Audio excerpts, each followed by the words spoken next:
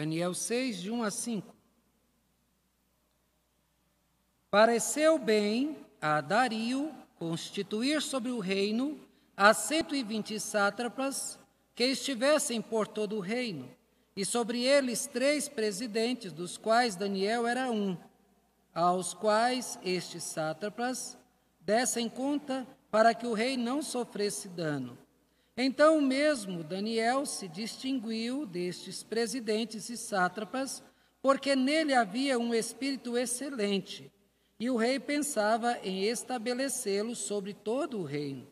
Então os presidentes e os sátrapas procuraram ocasião para acusar a Daniel a respeito do reino, mas não puderam achá-la nem culpa alguma, porque ele era fiel, e não se achava nele nenhum erro nem culpa. Disseram, pois, estes homens: nunca acharemos ocasião alguma para acusar este Daniel, se não a procurarmos contra ele na lei do seu Deus. Meus irmãos, quando a gente vai viajar, quando a gente vai daqui para o interior, a gente sai daqui num asfalto bom, bem cuidado. Quando a gente vai afastando mais para o lado aí do Nordeste, aí a gente vai pegando um asfalto mais esburacado, e em certo local mais, chegando no nosso destino, normalmente já acabou o asfalto, e a gente pega a terra esburacada, quando está chovendo é lama, até chegar no nosso destino. Irmãos, estudar o livro de Daniel é mais ou menos assim, porque até o capítulo 5, até o capítulo 6, eles tratam de assuntos que são como um asfalto. Nós começamos num asfalto leve, tranquilo, fácil de caminhar. E aí a gente vai começando a pegar assim, até no capítulo 5, 6, já um asfalto meio esburacado, já de algumas coisas que são mais complicadas. Agora, quando nós chegarmos ao próximo capítulo, capítulo 7, 8 e o 9, nós vamos entrar aqui na terra esburacada, nós vamos entrar na lama, nós vamos entrar na estrada cheia de buracos, dos quais eu acho que vai ser um dos maiores desafios. Eu falei logo no início, porque, irmãos, eu não tenho material nenhum escrito. Eu não costumo fazer pesquisa de autores, o que os outros fizeram. Eu costumo orar e ler. Elisene mesmo estava vendo, porque eu escrevo, eu jogo no PDF, falo para o computador ler para mim, eu vou corrigindo, e eu leio escuto 2, 3, 4, 5, 20 vezes, e ela, quando chegar na hora, eu já ouvi tudo. Eu disse, mas é isso que eu faço, lá no escritório eu faço, porque eu vejo o que precisa melhorar, o que precisa mudar, o que precisa acrescentar, para que o estudo venha de forma que vocês possam entender.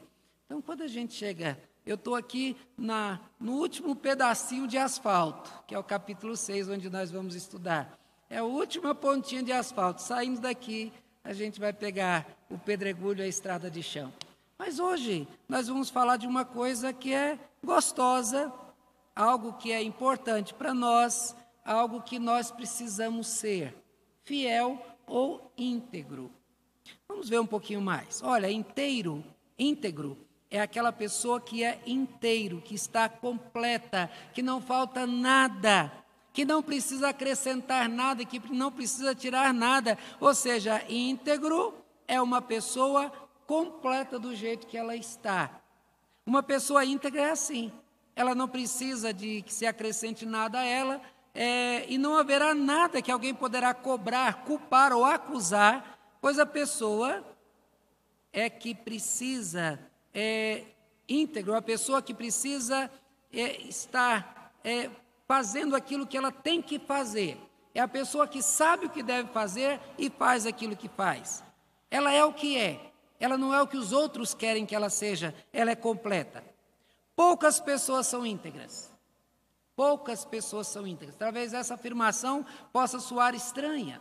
Mas no convívio com pessoas, se você conversar com psicólogos, se você conversar com pessoas que lidam com gente, você vai descobrir que a maioria das pessoas, elas sempre deixam algo escondido.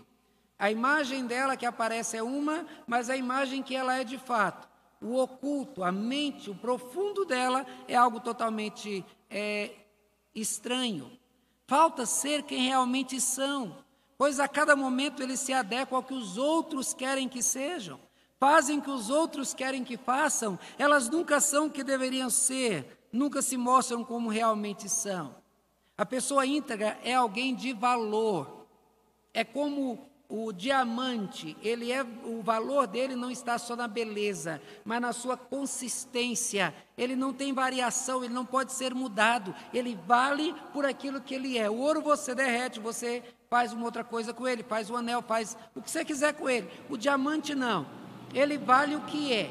Se ele não valer pela aquela pequena gema do diamante, ele não vai valer mais. Não tem como você mudar para ele valer mais. Você pode colocar ele no anel de diamantes, ele vai ter o seu valor, mas a parte do anel não acrescenta a ele o valor. O valor dele já é pelo que ele é como pedra.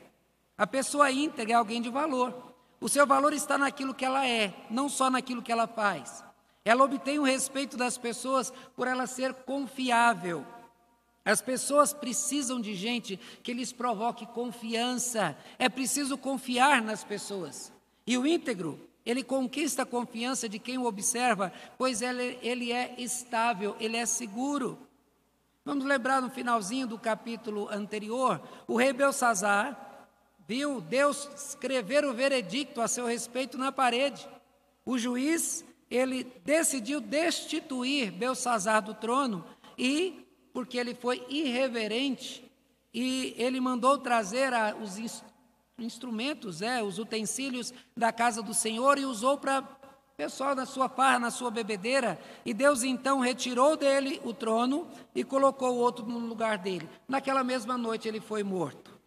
Entra em cena agora outro rei, o rei Dario, ou Dário, como não tem acento, então a gente não sabe direito o que falar, mas eu uso Dário, que era o rei dos medos. Havia a junção dos medos e dos persas. Esse rei, então, ele não teve filhos. Depois nós vamos ver no próximo capítulo. Ele casou a sua filha com Ciro, que vai aparecer no próximo capítulo, e depois de um tempo que ele estava na Babilônia, ele então passou o reino dele para o Ciro, e ele ficou então governando a Babilônia. Mas a princípio ele que era o rei dos medos e dos persas.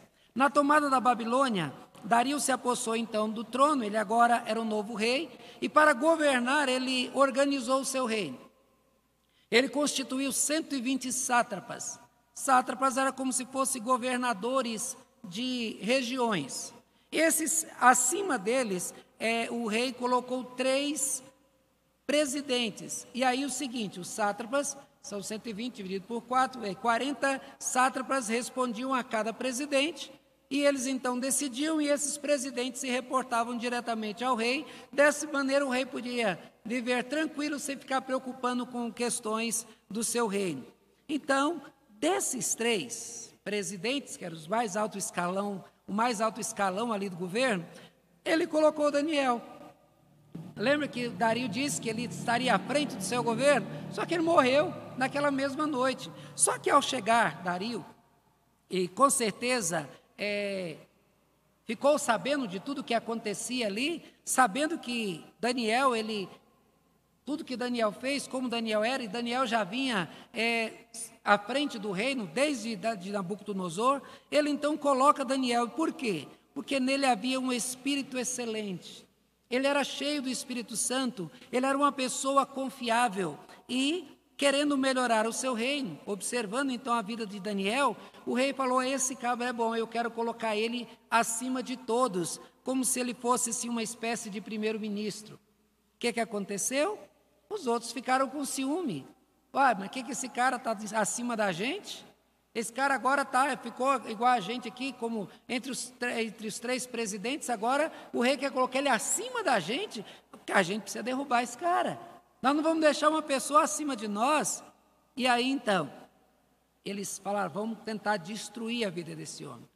Mas o texto diz que eles procuraram em toda a questão governamental, porque ele já estava na vida pública há muito tempo. E eles procuraram revirar a vida dele, tentando algo para destruir, e não acharam nada que denegrisse a imagem de Daniel. E aí eles disseram: não tem nada como a gente pode fazer para derrubar esse homem. O que vamos fazer então? Eles chegaram à conclusão que o único jeito era colocar o rei de um lado e Deus do outro, para que Daniel optasse por um lado, porque se tivesse que escolher entre Deus e o rei, é óbvio que Daniel iria escolher Deus. E aí então esses sátrapas, eles foram até o rei e disse: ó rei, vamos fazer o seguinte, o homem já é orgulhoso, vamos fazer o seguinte, durante um mês, nenhum homem pode orar para qualquer outro Deus, nenhum, só pode orar para o Senhor é o Deus que vai receber as orações. O rei ficou lá em cima, mexeu com o orgulho dele, e ele então decretou. E aí, para ficar mais garantido, eles exigiram que o rei desse isso por escrito, porque eles estavam armando contra Daniel.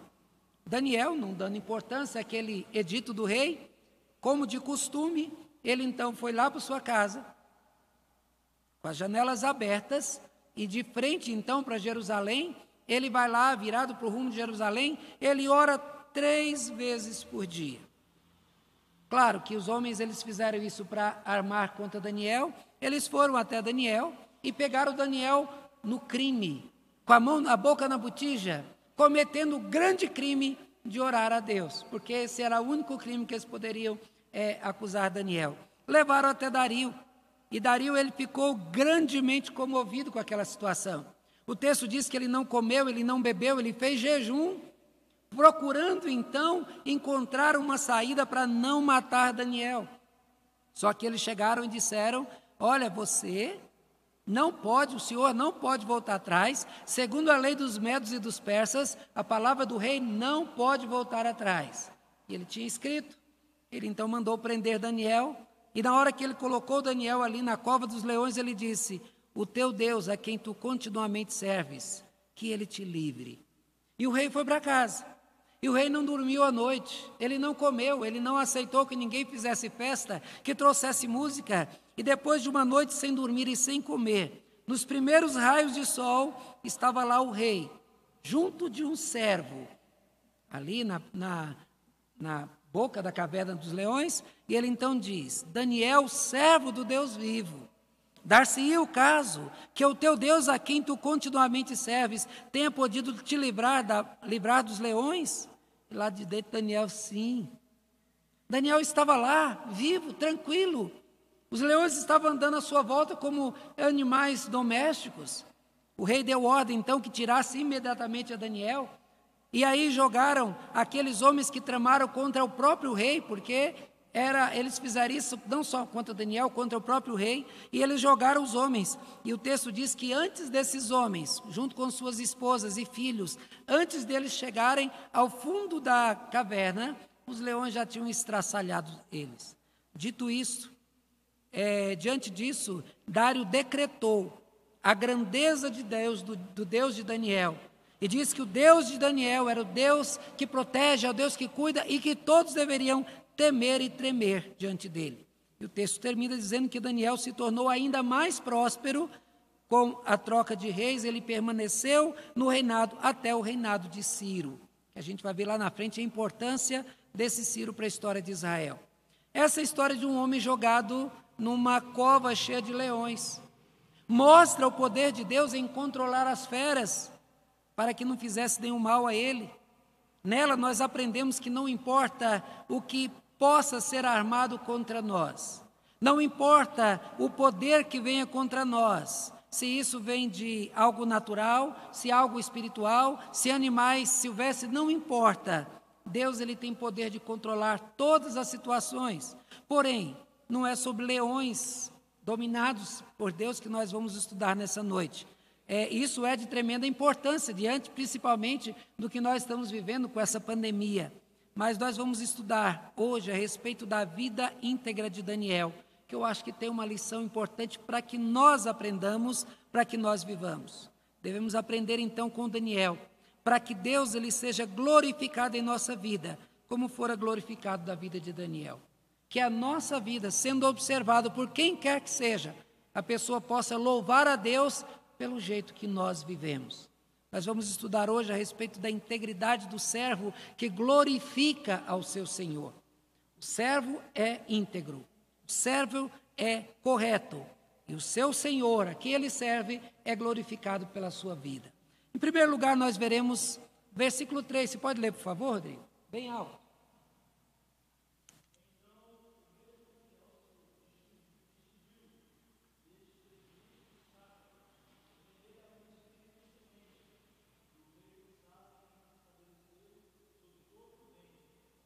O próximo.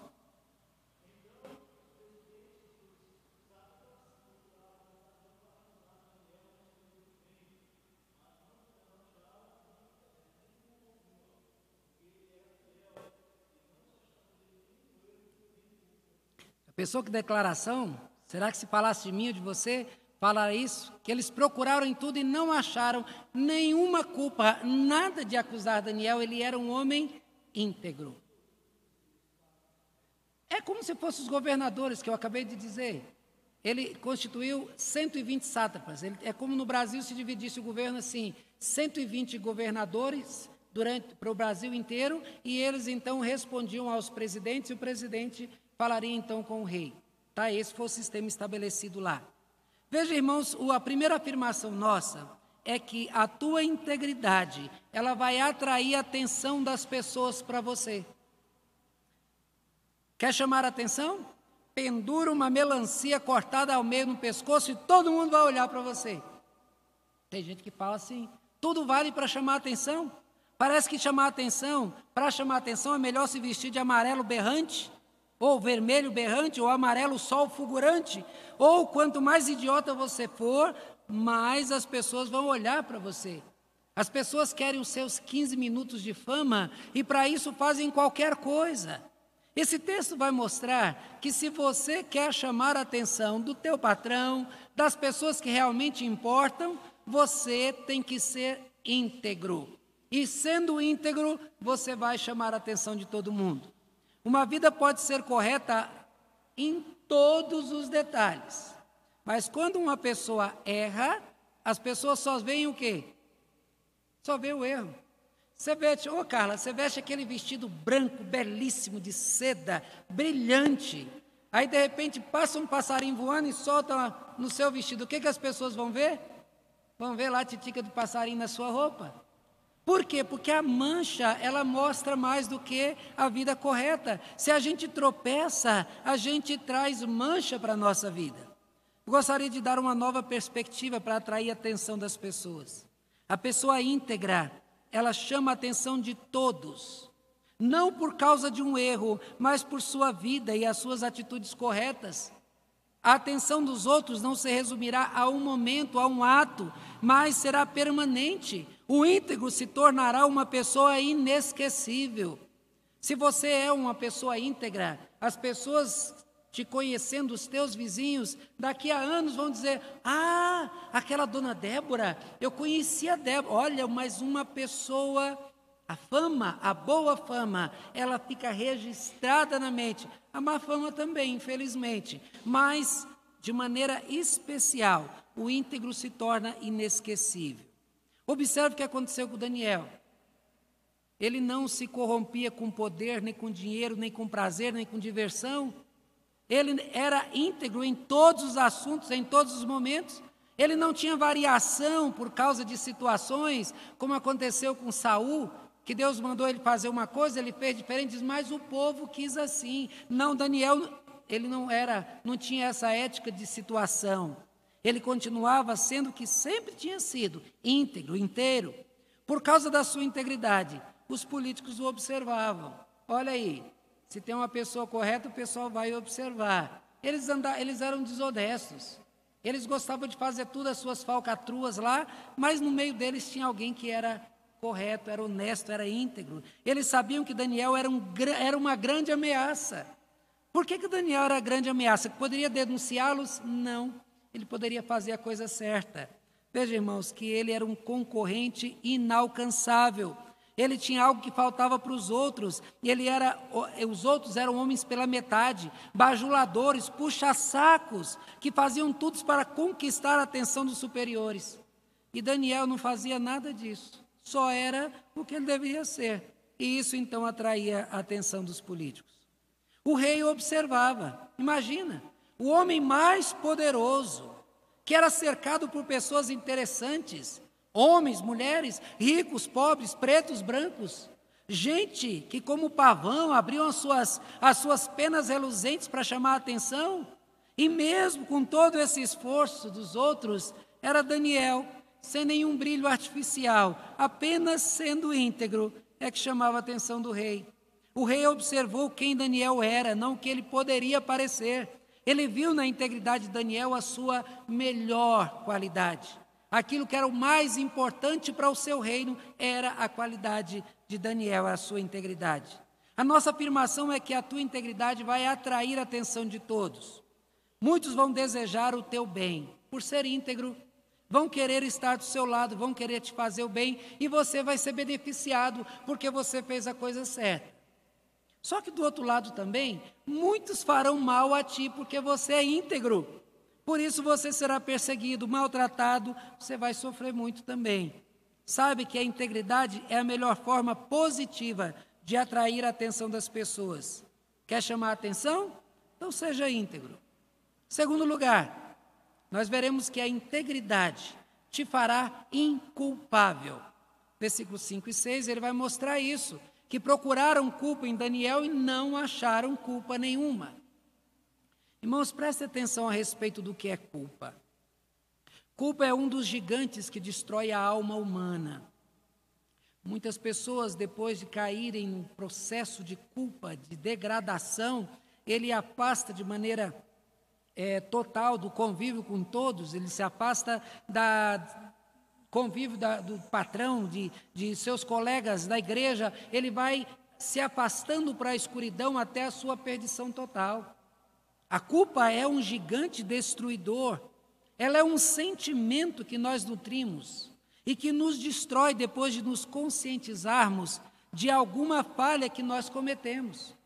A base deste sentimento é a frustração causada pela distância entre o que nós fomos e a imagem criada que nós criamos para nós mesmos. Ou seja, eu criei uma imagem aqui, mas eu só consegui chegar aqui. Então isso causa uma culpa em mim. Há uma outra definição para sentimento de culpa, que é quando nós violamos a nossa consciência moral, ou seja, quando nós pecamos. Surge aí o terrível sentimento de culpa e surge também o fracasso em relação à imagem que projetamos de nós mesmos. Dessa forma, quando nós não atingimos o que nós imaginávamos, nós ficamos decepcionados conosco mesmo e nós nos culpamos. O sentimento de culpa é o nosso julgamento pessoal negativo. Quando não conseguimos viver de acordo com os padrões definidos por nós mesmos, nesse caso, nós nos sentimos pecadores, derrotados por nós mesmos. Não é que outro fez algo contra nós, somos nós que fizemos contra nós mesmos. A culpa destrói a pessoa culpada. Ela perde a confiança em si e a força que ela precisa para lutar contra os sentimentos e atitudes erradas. Ela sente-se derrotada, pois a luta que a levou à culpa foi a luta pessoal. O culpado falhou e, a primeiro lugar, ele falhou contra si mesmo, pois quebrou a sua própria lei, o compromisso assumido consigo mesmo. A culpa é um sentimento de derrota. A pessoa culpada, ela não dorme, ela não come, não se relaciona normalmente com pessoas, ela se martiriza, ela se castiga, ela condena a si mesmo, pois ela sente que fracassou consigo. Sentindo-se culpada, ela não aceita receber nenhuma ajuda vindo de qualquer pessoa, até mesmo de Deus, ela se afasta de Deus. Por isso que Isaías 59:3 diz que os nossos pecados fazem a separação entre nós e Deus. Também doenças psíquicas e físicas são resultados da culpa. Há muitas pessoas que, por não conseguir dormir, se afastam de outras pessoas e, por não ter paz consigo, adoecem e se deprimem. A culpa é um inimigo terrível, pois nasce dentro do próprio coração. E ela também é o carrasco do próprio indivíduo que ele mesmo se condena. A vida íntegra é um tratamento preventivo para a culpa, pois a pessoa se cuida para não errar. E ela não vai sofrer porque ela não errou, pois não cometeu erros. Também o íntegro se livrará da culpa ou da acusação dos outros. O íntegro não deixará pontas soltas para que as pessoas puxem e o derrubem. Ela vai sempre estar em pé. Veja como foi frustrante para os adversários de Daniel. Eles procuraram algo na vida dele para usar contra ele e não acharam nada. Ele era inculpável em todas as áreas. Ele era íntegro, por isso os adversários não tiveram nada que acusá-lo. A sua vida íntegra o protegeu das acusações daqueles que queriam destruí-lo. O caminho da integridade é um caminho preventivo para evitar a culpa. Ser íntegro vai evitar que qualquer dia alguém possa apontar o dedo para você e te acusar. O íntegro não sofrerá as acusações de possíveis adversários e não sofrerá com a acusação da própria alma. Então, se você quer se livrar de qualquer culpa, seja íntegro. A tua consciência não vai te acusar e também os outros que querem te destruir também não vão acusar. Então, o melhor remédio para a culpa é a integridade. Em terceiro lugar, nós veremos que a integridade, ela vai despertar inimigos cruéis. Versículos de 6 a 13 vai mostrar que aqueles sátrapas, os governadores, junto com os outros presidentes, eles se reuniram para procurar uma forma e eles conseguiram atuar junto ao rei para a destruição de Daniel. Veja, inimigos cruéis e poderosos. Se você quer ser uma pessoa íntegra, você vai ter inimigos no seu emprego, talvez o seu gerente, talvez o supervisor, talvez alguém lá em cima não vai gostar da tua atitude. Por quê? Porque você está sendo íntegro. Acabamos de tratar sobre a culpa e os males que ela traz. As pessoas são acusadas por suas consciências e sofrem muito com isso. Com a permanência no erro e a constante acusação das mentes, eles acabam se acostumando e aprendem a conviver com a culpa. É aquele negócio, a pessoa nunca mentiu. Ela vai mentir uma vez. Meu Deus do céu, eu menti, como é que pode, Senhor? Aí ela vai mentir de novo. Será que alguém viu que eu menti?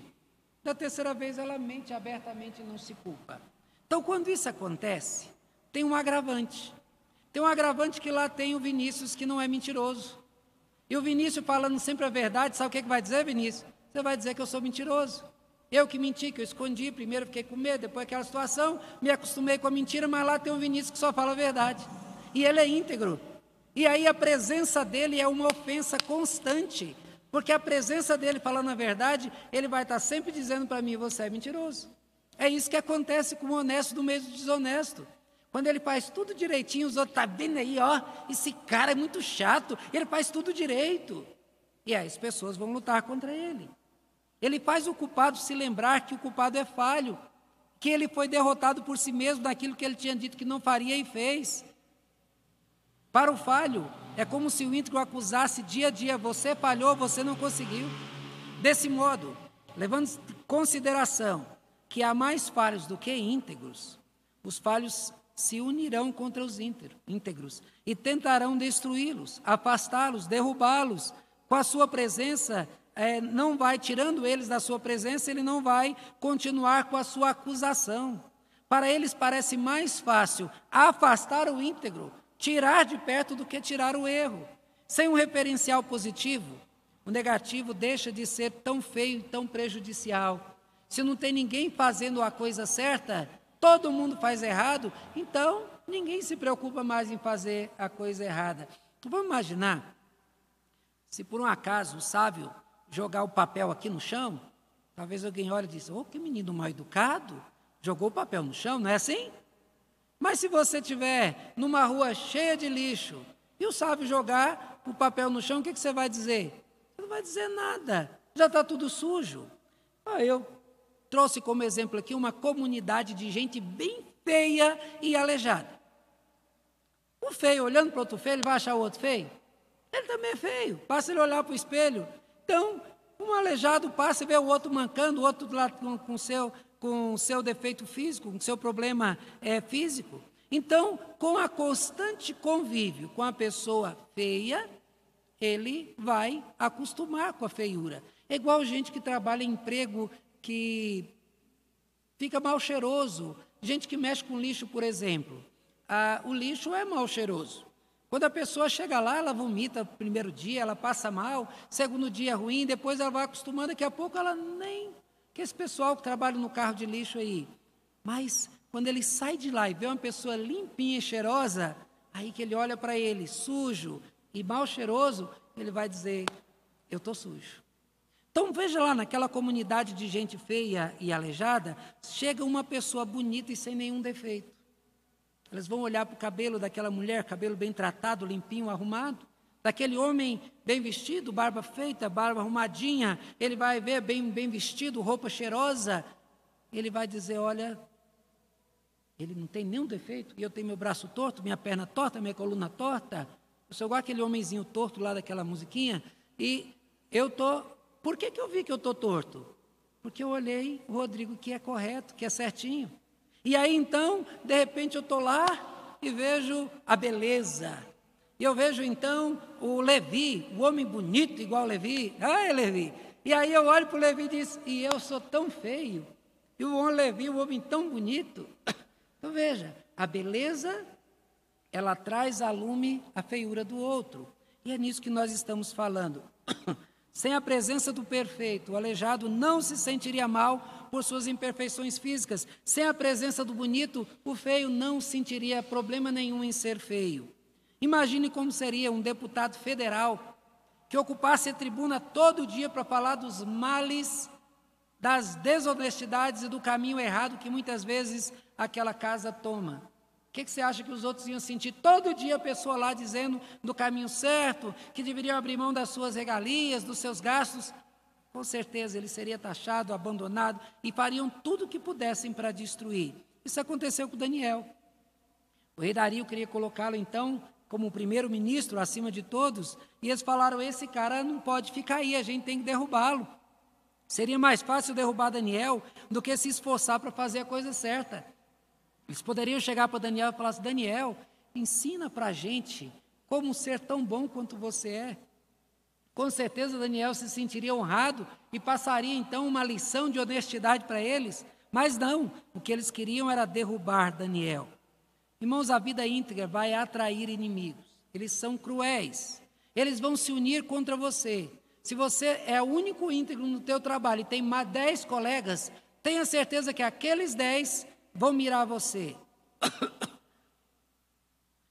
O íntegro traz à luz o erro dos outros, lembra as suas falhas e os acusa diante das suas consciências.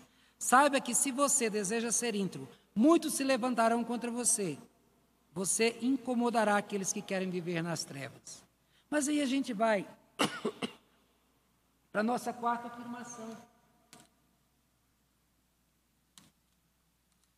Se você, com a sua integridade, atrai inimigos, eu quero chamar a tua atenção porque a tua integridade vai atrair aliados poderosos. Leia o versículo 14, por favor, Rodrigo.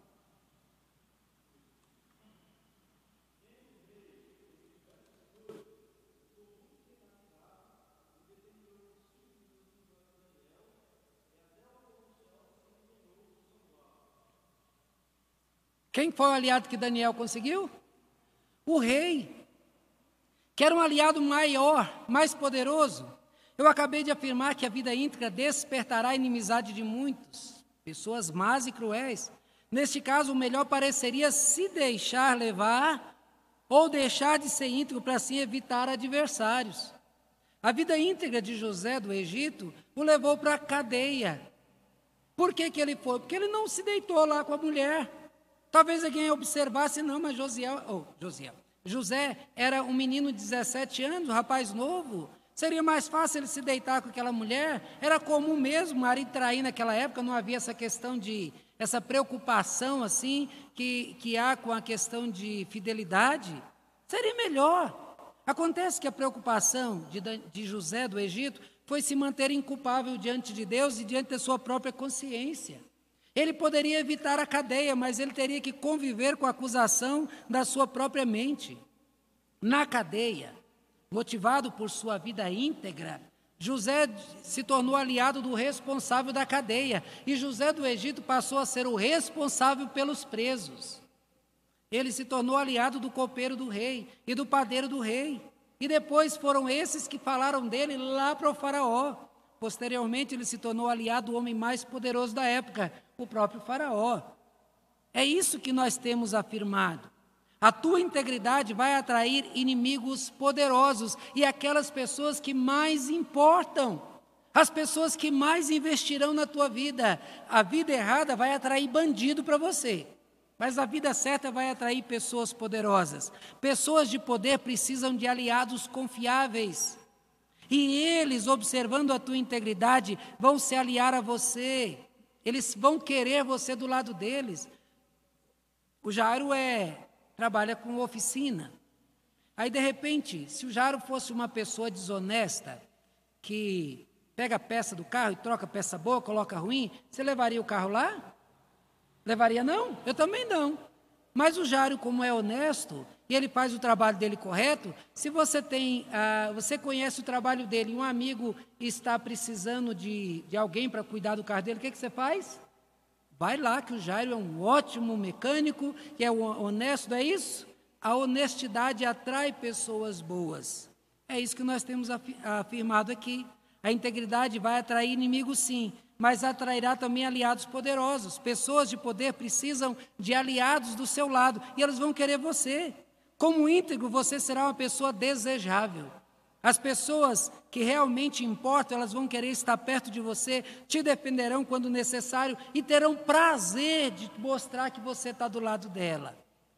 Já contei aqui a respeito daquele rapaz que achou aquela bolsa de dinheiro, o presidente levou ele lá para mostrar para o Brasil inteiro. Pelo menos o cara que achou a bolsa era honesto, né? Vai lá e tirou a foto. Então veja, a vida íntegra de Daniel lhe trouxe vários inimigos, mas trouxe também o melhor dos aliados, o rei Dario. Quando todos os outros queriam destruí-lo, o rei queria protegê-lo. Enquanto todos os outros estavam tramando contra ele, contra a sua vida, o rei estava empenhado em salvá-lo, estava lá jejuando por ele. A maior autoridade da Babilônia não comeu, não dormiu, estava preocupado com Daniel. Caso Daniel fosse uma pessoa falha, o rei não se associaria a ele, não lhe daria crédito. Mas, por ser íntegro, o rei deu crédito, deu a sua amizade, e logo no primeiro momento do dia, o rei poderia, não, vou ficar mais tarde, vou dormir. No primeiro momento do dia, o rei que ficou pensando em Daniel a noite inteira, estava lá para ver se Daniel estava bem. Eu gostaria de me reportar a você. Muitas pessoas deixam de lado a sua vida ética e negociam seus princípios para conseguir aliados e conseguir também algum benefício desonesto. Esses benefícios logo virão à tona e você e teus aliados vão ser envergonhados. Porém, caso tenha mantido a tua integridade, mesmo que muitos se levantem contra ti, as pessoas que realmente importam estarão do teu lado e a tua vida limpa te protegerá. Pessoas do bem só se aliam com pessoas que valem a pena. Seja uma pessoa que vale a pena. Em quinto lugar, irmãos, veremos que a tua integridade provocará adoração a Deus. Versículos 25 a 27 vai mostrar isso. Que quando tirou Daniel da cova dos leões, o rei fez um decreto de que o Deus de Daniel era o Deus que deveria ser temido, adorado e servido. A integridade do servo levou à adoração do seu Senhor. É dever nosso, como crentes, agir de modo que as pessoas que nos observam deem glórias a Deus. Na segunda carta de Paulo aos Coríntios, ele diz aos irmãos que as suas ofertas gerariam muitas glórias a Deus. O que uma pessoa faz quando ela recebe alguma coisa? Ela diz, graças a Deus. Ela agradece a Deus porque Deus usou aquela pessoa para trazer a oferta.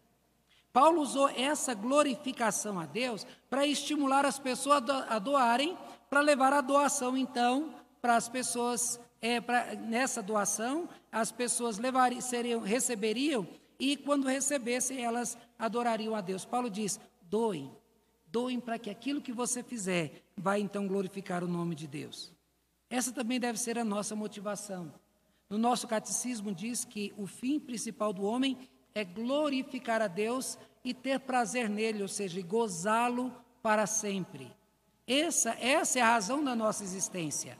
E nós, então, temos que usar esse objetivo para a nossa vida e fazer tudo o que pudermos, com o nosso comportamento, com a nossa vida, para que quando alguém nos observar, possa dizer, este homem é um homem fiel a Deus. Deus tem feito grandes coisas na vida desse homem. Deus foi glorificado por causa da integridade de Daniel. Os acusadores não tiveram nada que acusá-lo. O rei sabia da inocência dele, pois a sua vida íntegra era conhecida e levava as pessoas, então, a confiar nele. Por isso que ele foi jogado na cova. E pela integridade dele, foi que Deus, então, para ser glorificado, Deus não deixou que aqueles animais fizessem mal a Daniel. Quando foi constatado que os leões não mataram Daniel, os adversários foram mortos imediatamente. Deus foi glorificado. Práticas de pecado ocultos ou públicos, eles geram vergonha, culpa e prejuízos para a vida cristã, prejuízos para a igreja, prejuízos para o reino de Deus. Todos podem errar, mas quando um crente erra, esse erro do crente vai levar a acusação contra ele, contra a sua família, contra a sua igreja, contra o reino de Deus e até o próprio Cristo vai ser manchado. Cristo não vai ser manchado, entendam bem.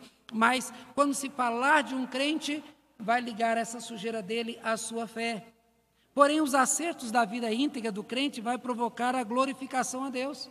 O Senhor da igreja será louvado pela observação da vida do íntegro. A tua honestidade será comentada e será reconhecido que você agiu honestamente porque você é um crente e porque Deus agiu na sua vida. Deus fez um milagre na vida daquele homem. Olha como esse homem mudou. Nossos erros trazem prejuízos, mas nossos acertos trarão lucros para nós, para a igreja e para o reino de Deus. Versículos 25 a 27. Nós lemos o decreto do rei afirmando a glória e a majestade de Deus e o respeito e temor que todos deveriam ter quanto ao Deus de Daniel, pois ninguém pode livrar os seus como o Deus de Daniel. Tudo isso começou lá nos primeiros dias da vida de Daniel.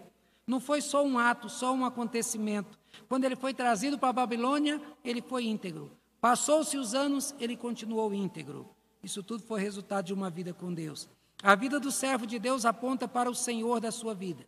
Tudo que nós fazemos no decorrer da nossa história deve glorificar a Deus ou vai trazer vergonha para Deus. Por isso temos de viver de modo íntegro para que Deus seja glorificado em nós. Por último, versículo 28, diz que Daniel, o que diz aí, Rodrigo?